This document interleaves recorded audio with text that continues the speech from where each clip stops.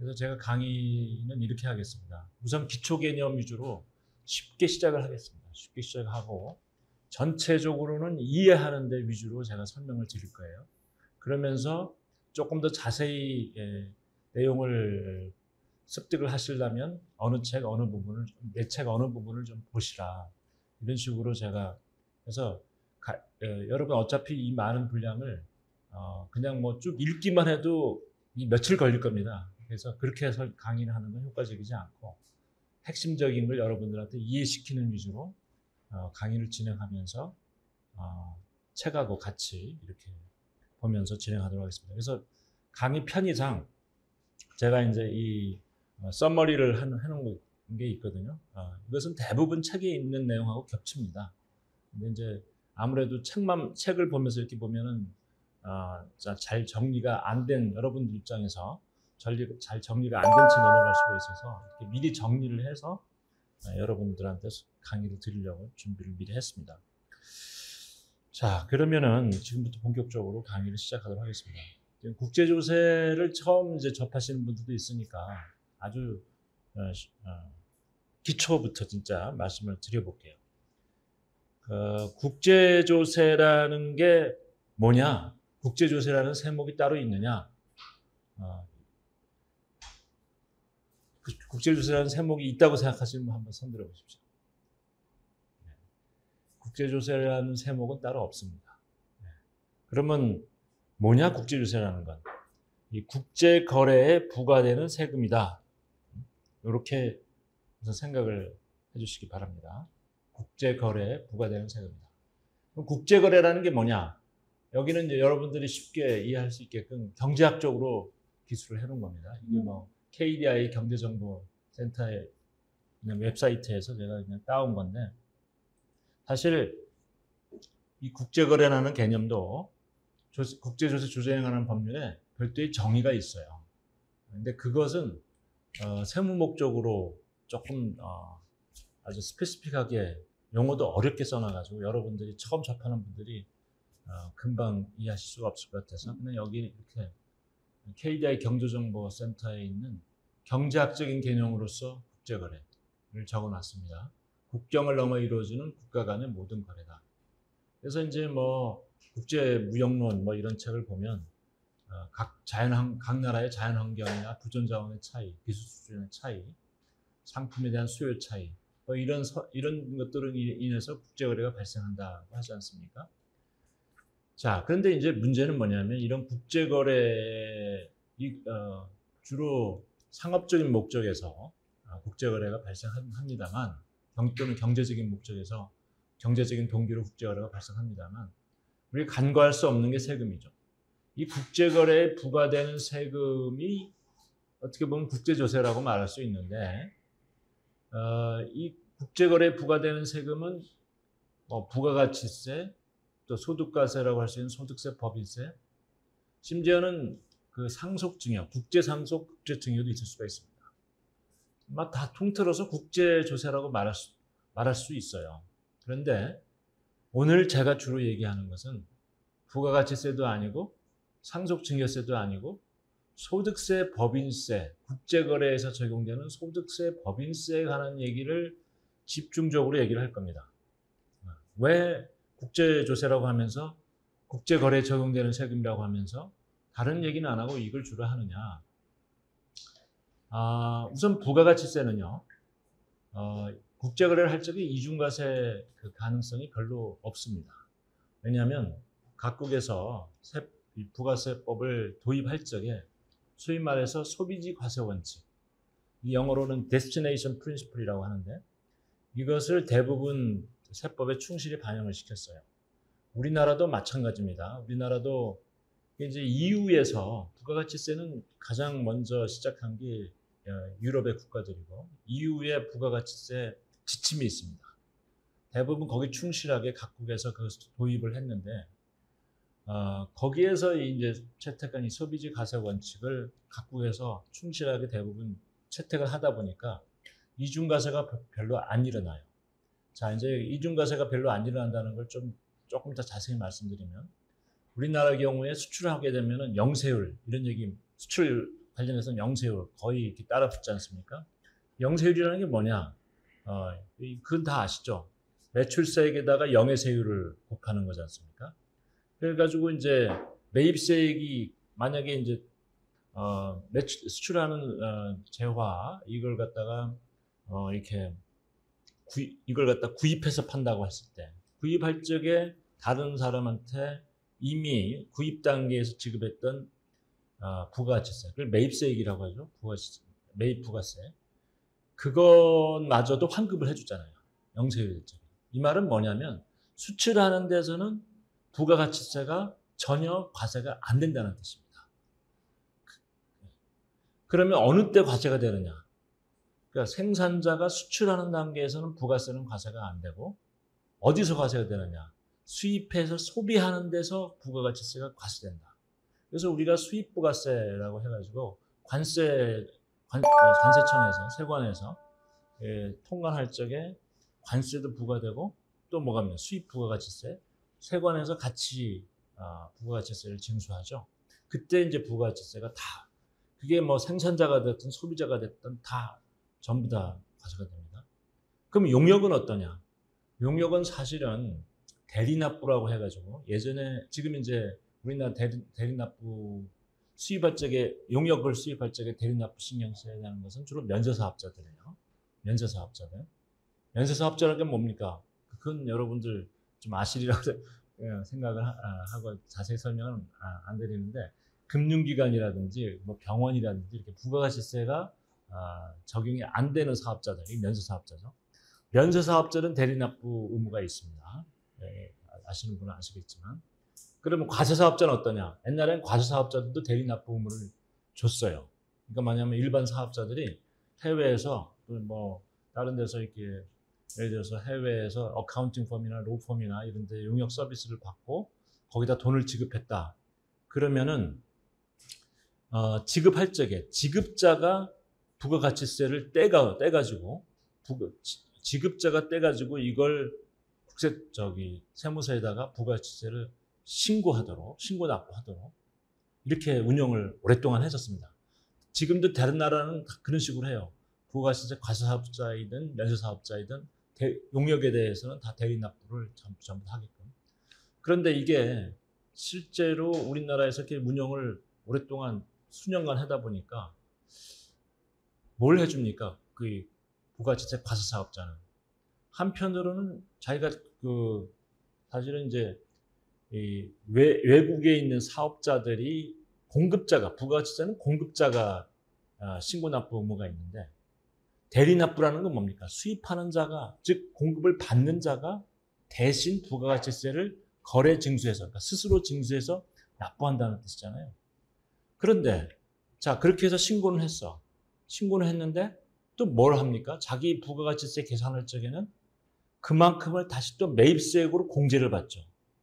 그러니까 신고 절차만 복잡하지 국가는 어차피 그만큼 매입세액 공제를 하니까 신고만 한 번 했다가 그거 다시 매입세액 공제받고 세수가 늘어나는 것도 아니고 납세자는 번거롭기만 하고 이거 아무런 실익도 없는 거네 해가지고 이 부가가치세 과세 논리에는 안 맞지만 그 부분을 생략했습니다. 그 부분을 면제해 버렸어요.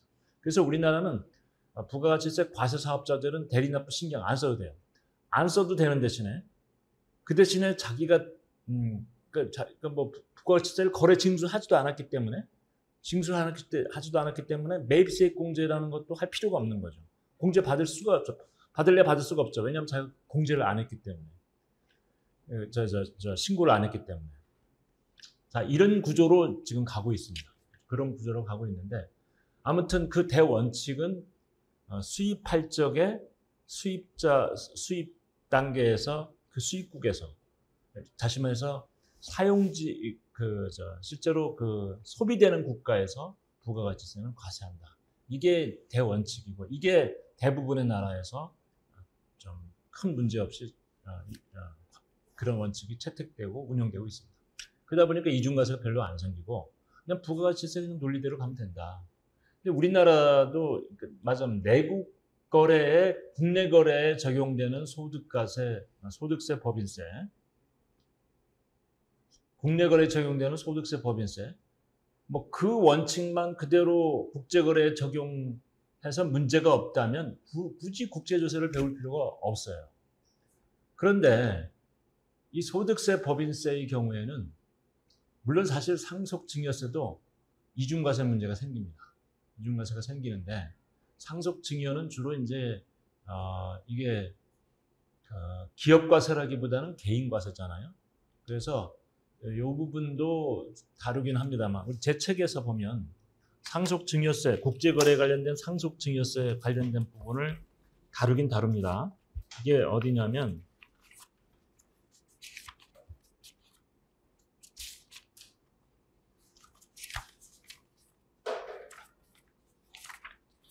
맨 마지막 부분인데요. 15장 개인 거주자의 국제조세 이슈 1540쪽부터 있는데요. 거기 보면 1573쪽에 거주자의 해외 재산 소유권 변동에 따른 세무 문제. 그래서 목차를 한번 같이 보시죠. 47쪽에 보시면 목차가 나오는데 거기서 보면 한 번에 좀 볼 수 있습니다. 거기 해외 재산 과세제도의 개관 이런 얘기가 나오고 그 다음에 해외 재산의 소유권 변동에 따른 세무 문제.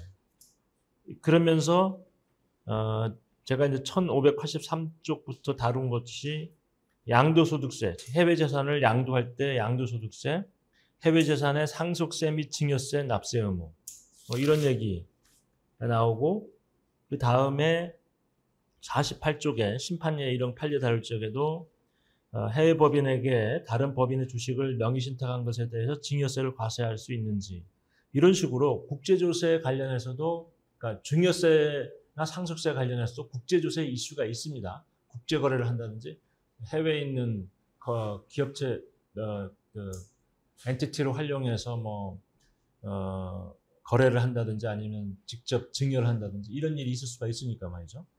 그래서 이게 전혀 관련이 안 되는 건 아닙니다. 상속세, 증여세가. 근데 이건 내용이 많지 않고 또 자주 일어나는 일은 아니고 또 경우에 따라서는 개인들한테 좀 해당되는 얘기라서 시간 관계상 오늘 내일 사이에 이 얘기는 별로 하지 않을 겁니다. 주로 기업과세. 그래서 그러다 보니까 소득세, 법인세 얘기를 많이 할 거예요. 소득세, 법인세 얘기를. 자, 그럼 소득세, 법인세로 돌아가서 소득세, 법인세에서는 왜 이렇게 국제 조세라고 해가지고 별도로 얘기를 많이 해야 되느냐? 한마디로 얘기해서 잠깐만 이게 익숙하지가 않아서 한마디로 얘기해서 국제거래에는 소득과세에서 크게 적용되는 원칙이 두 가지가 있어요.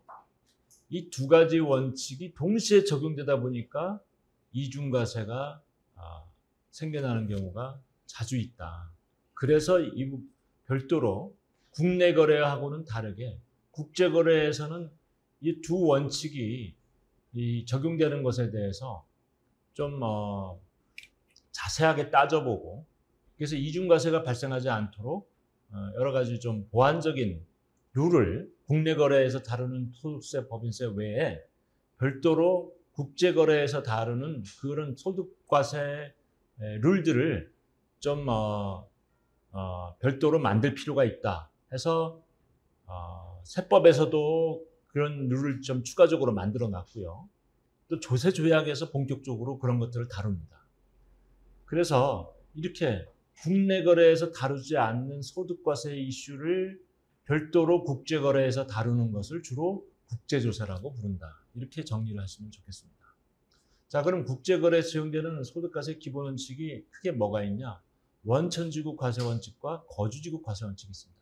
이 얘기는 제가 오늘 내일 여러 맥락에서 이런 얘기 많이 할 거예요. 아주 기본적인 프린시플입니다. 기본적인 프린시플이에요. 하나는 소스 프린시플인데 소스 프린시플이라는 건 뭐냐면 자국에서 발생한 소득에 대해서는 그 귀속자를 가리지 않고 과세권을 행사하는 원칙. 자, 이 말은 간단히 얘기하면 우리나라 영토에서 발생한 소득에 대해서는 그게 소득자가 내국인이든 외국인이든 거주자든 비거주자든 상관없이 우리나라에서 일정 부분 세금을 내야 한다 하는 겁니다. 이건 누구나 다 그것은 이론적으로 설명하기 전에 누구나 다 정서적으로 그게 맞다라고 다들 생각하고 있어요. 그래서 사실 예전에 한 20년 전 가까이 되는데 15년씩 우리나라의 그 IMF 외환위기 직후에 우리나라 자산 가치가 우리나라 그 뭐 회사라든지 또는 부동산이라든지 이렇게 자산 가치가 급락을 했을 때 외국의 사모펀드들이 우리나라 많이 진출했습니다. 그래가지고 많이 사들였죠. 샀다가 자산 가치가 다시 회복되면서 많이 팔고 나갔어요. 그다음에 캐피탈 게인, 양도소득이 양도차익이 많이 생겼죠. 근데 그것을 이 사모펀드들은 아무튼 이 세후 소득을 어디나 누구나 다 그렇긴 하지만 특히 거기는 일반 기업보다도 더 세금에 대해서 민감합니다. 거기는 수익률을 철저하게 따져야 되는 그런 투자 주체다 보니까 더 민감한데, 그래서 들어올 때부터도 다 그 텍스 플래닝을 상당히 하고 들어온 그런 뭐랄까요, 그런 엔티티, 그런 납세자라고 할 수 있어요. 그런데 그래서 이제 조세 조약을 이제 잘 이렇게 활용해가지고 사실은 트리티 샤핑을 한 게 사실이죠. 그래서 실제로 투자자들은 미국이나 아니면 다른 선진국에 있는 그런 투자자들인데 이렇게 따져보니까 한국, 말레이시아 조세 조약 또는 벨기에 조세 조약 이걸 이용하면 한국에서 주식 양도 차익에 대해서 과세를 못한다. 조세 조약에 따라서. 이런 걸 잘 활용해가지고 과세를 우리 세법에 관계없이 조세 조약에 따라서 과세를 안 하려고 그런 시도를 했죠. 그래서 실제로 그렇게 과세 안 하고 우리나라에서 원천 징수하지 않고 그냥 나간 적이 있었습니다. 그냥 소득을 챙겨가지고. 그러다 보니까 그 당시에 이 각종 미디어는 물론이고 국회, 하여간 전반적인 여론이 아주 굉장히 참 온 나라가 요란했습니다. 그래서 그때 나온 얘기가 뭐냐면 먹튀. 많이 들어보셨죠? 먹튀. 네. 먹고 튄다는 거죠. 우리나라에서 소득을 왕창 벌었는데 세금 한 푼 안 내고 그냥 간다. 이건 안 된다는 거예요. 이건 정의라는 관점에서 이건 말도 안 된다라고 생각하는 거예요. 그게 바로 원천지구 과세 원칙을 우리가 정서적으로 너무 당연하다고 믿고 있는 그겁니다.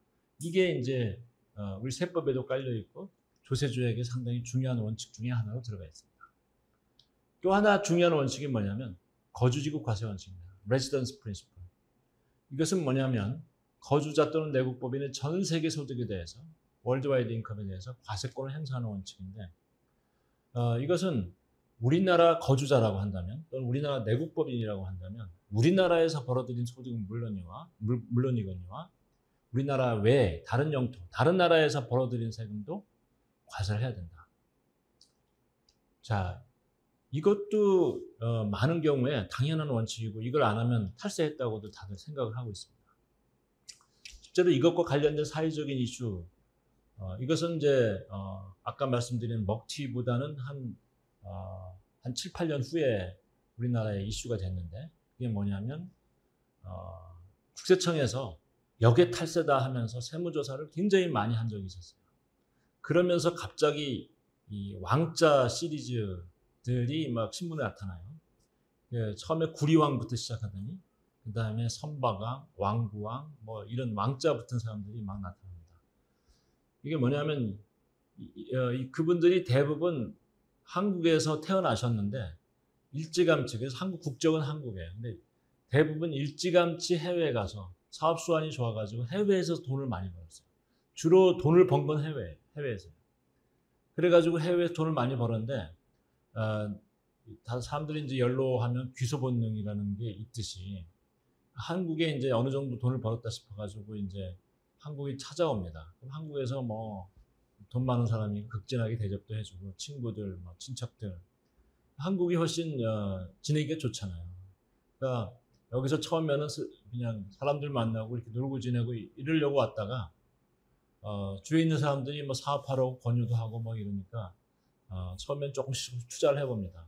그러다가 이제 회사도 세우고 그러면서 이제 체류 기간도 길고 그러니까 어떤 일이 생기냐면 그분들이 국적은 이제 한국 국적이지만 해외에서 오래 있다 보니까 이중 국적자가 많고 또 해외에서 이제 우리나라 국적과 관계없이 거주자, 비거주자 따지면 이제 비거주자 신분이 되는 경우가 많습니다.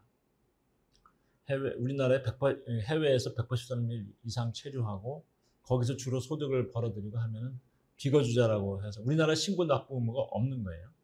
그러면 해외에서 이제 거주자, 우리나라에서는 비거주자. 본인은 그렇게 생각하기 때문에 한국에서 번 돈만 제대로 세금 내면 된다라고 생각하는데 국세청은 좀 달리 보는 겁니다. 뭐냐면 뭐 그냥 여행이나 하고 잠깐 왔다 가는 거라면 모르지만 우리나라에 상당 기간 183일 이상 체류하면서 또 여기서 보면은 가족 다 이민 간 쪽도 많지만 경우에 따라 보면은 여기 나이 드신 부모님이 있다든지 해서 또 따로 뭐 그분들하고 따로 지내기 뭐 하니까 와가지고는 또 한 아파트에서 그분 뭐 어머니나 아버님하고 같이 이렇게 지내는. 조금 있으면 또 이제 와이프도 와요. 애들은 바깥 그쪽에 떨어져 있지만 뭐 또는 반대가 되는 경우도 있고 뭐 이렇게 해가지고 적어도 한 몇 년 최근 몇 년간에는 이분이 거주자라고 볼 수 있는 정황이 충분하다. 또 한국에서 이제 사업을 하다 보면 이 사업이 커져요. 그리고 어떤 때는 이제 한국에서 주로 활동을 해가지고 해외에 있는 그 기업에 대한 의사결정도 그냥 한국에서 주로 내려버려. 회장님.